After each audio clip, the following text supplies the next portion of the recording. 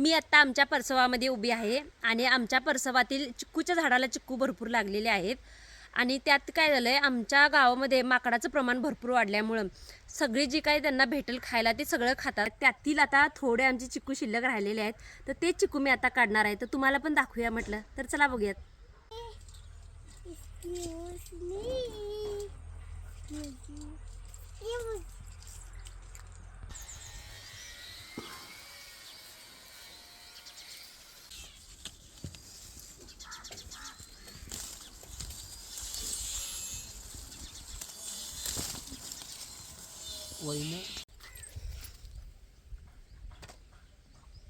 तर एवढे चिक्कू मी आता काढलेले आहेत.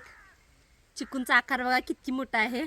माकडं काही शिल्लक ठेवत नाहीत, सगळं खातात. त्यातील एवढे शिल्लक राहिलेले आहेत चिक्कू. अजून झाडाला भरपूर आहेत पण ते छोटे छोटे आहेत. तर या गावठी चिक्कू खायला आमच्या घरचे.